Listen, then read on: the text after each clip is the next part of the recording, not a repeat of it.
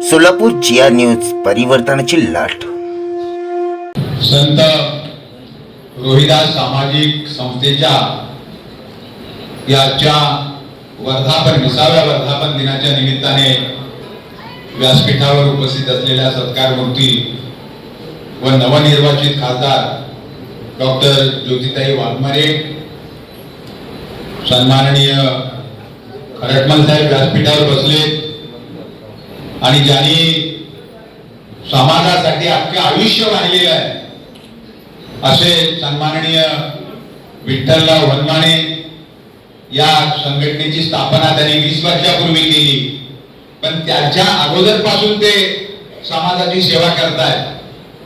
म्हणजे जवळजवळ हा माणूस मी अख्ख्या राज्यामध्ये समाजाच्या कामाच्या निमित्ताने हिंडतो फिरतो, पण विठ्ठलरावांचं काम अत्यंत ऋषितुल्य असं काम आहे. गेली अख्खं आयुष्य त्यांनी समाजासाठी वाहिलेलं आहे असं म्हटलं तरी या ठिकाणी वावगं ठरू नये. आज या ठिकाणी या 20व्या वर्धापन दिन आपल्या सगळ्यांच्या कायमचा लक्षात राहील, कारण ज्योतिताई या आपल्या समाजाच्या नवनिर्वाचित खासदार म्हणून त्या समारंभाला शुभेच्छा देण्यासाठी या ठिकाणी उपस्थित झालेल्या आहेत. आणि त्यामुळे हा अत्यंत वैशिष्ट्यपूर्ण असा वर्धापन दिन आपल्या सगळ्यांच्या उपस्थितीमध्ये या ठिकाणी संपन्न होतोय. अनेक समाजातली मान्यवर मंडळी या ठिकाणी आहेत.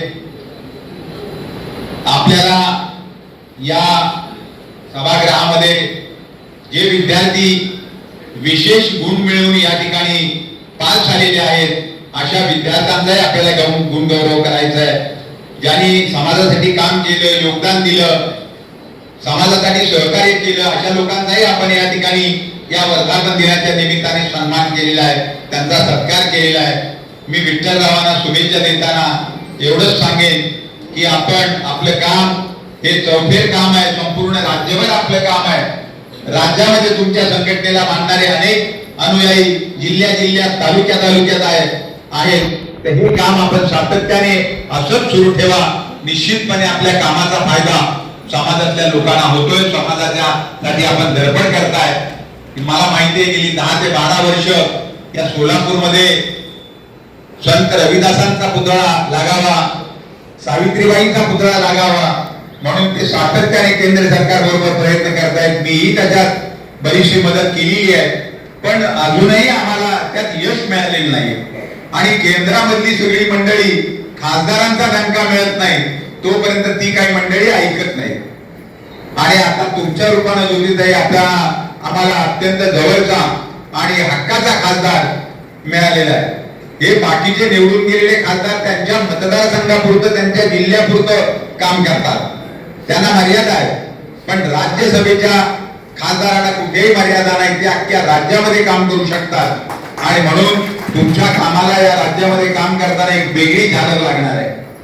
आणि म्हणून आजच्या या सत्काराच्या निमित्ताने आम्ही आमच्या अत्यंत जवळच्या ताईचा, हक्काच्या ताईचा सत्कार केलाय, ही आमच्या सगळ्यांची या ठिकाणी भावना आहे. या ठिकाणी अधिक न बोलता हा अशा तऱ्हेचा कार्यक्रम जमवताना या संत रविदास सामाजिक संस्थेच्या इतर पदाधिकाऱ्यांना सुद्धा फार मेहनत घ्यावी लागली आहे. या 20व्या वर्धापन दिनाच्या निमित्ताने अत्यंत मनापासून हार्दिक शुभेच्छा देतो. आणि समाजाच्या कार्यक्रमासाठी तुम्ही सातत्याने वेळ देत राहा. समाजाच्या कामामध्ये बघा, दलित चळवळीमध्ये आपण फार आग्रही नसतो, फार पुढे नसतो, पण जाती अंताच्या लढाईमध्ये व्यवस्थेबरोबर टक्कर घेत ज्यांचं आयुष्य तरफून गेलेलं आहे अशा लोकांचं जग खऱ्या अर्थाने जर आपल्याला सन्मानित करायचं असेल तर डॉक्टर बाबासाहेब आंबेडकरांचा विचार आणि आंबेडकरवाद आपल्या सगळ्यांच्या घराघरात गेला पाहिजे, तरच खऱ्या अर्थाने आपल्या सगळ्यांना भविष्यामध्ये विकासाची वाट दिसणार आहे.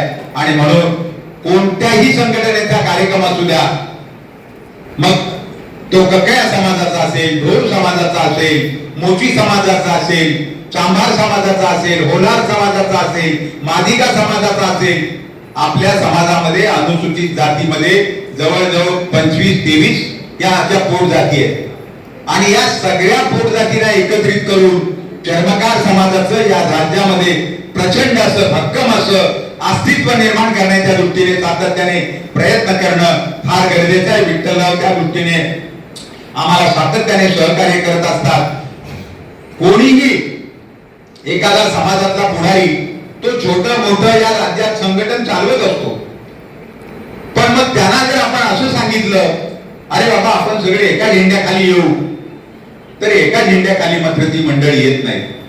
ज्यावेळेला बौद्ध समाजातली माणसं एखादा अन्याय होतो त्यावेळेला ती मंडळी लढतात, रस्त्यावर उतरतात, मोर्चा काढतात.